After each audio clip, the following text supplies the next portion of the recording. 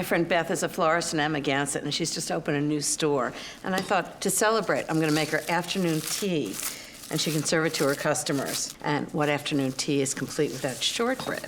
So that's what I'm gonna make, shortbread cookies. This is my favorite shortbread dough. I'll show you how to make it.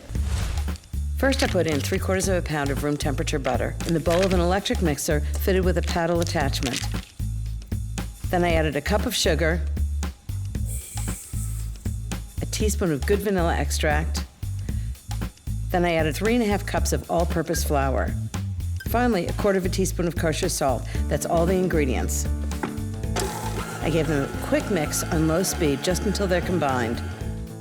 Then I turned the dough out onto a flour board and shaped it into a flat disc.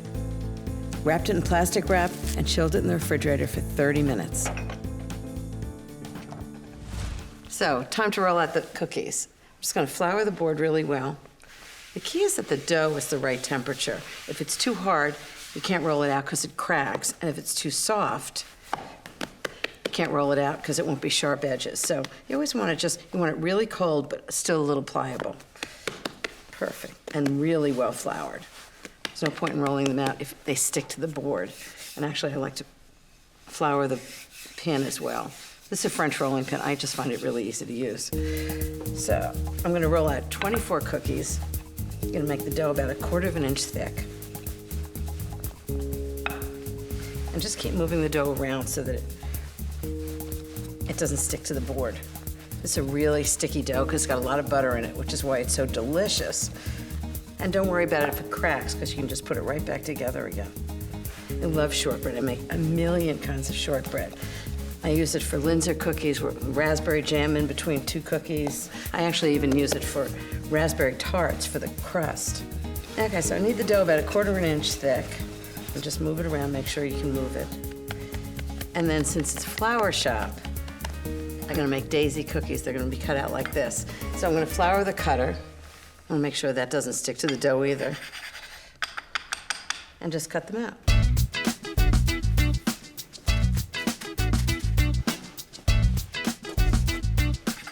So once I've cut all these out, I'm gonna bake them at 350 degrees for 20 to 25 minutes until they're just starting to brown.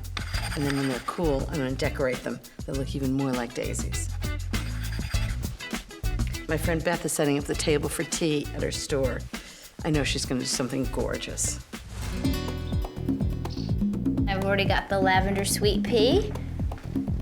And then I have a mixture of white sweet pea and blue and white mascara in the antique silver creamers. And now I have to line this tea tin with a glass with water in it. And then I'll pop these orange tulips in here, Ina's favorite. So that's the table, ready for afternoon tea. I hope it does Ina's food justice. So the shortbread daisies are cooled, and now they're ready to be iced. So I'm gonna make a really simple icing. It's just confectioner's sugar and water. It's about 3/4 of a pound of confectioner's sugar.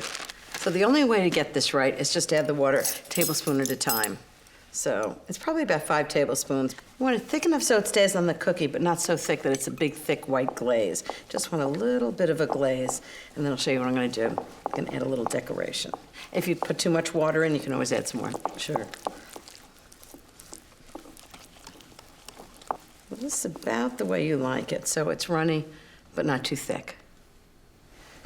So I'm just gonna try it on one cookie. It's the only way to know. This is a really small palette knife, which I find works, but I mean, a dinner knife would work just fine.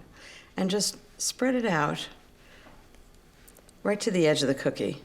Doesn't have to be perfect. I like when it looks a little homemade.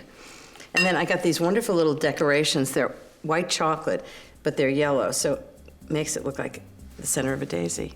How cool is that? And on to the next.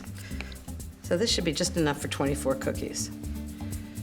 Little yellow center, and voila, we have daisies. Delicious daisies.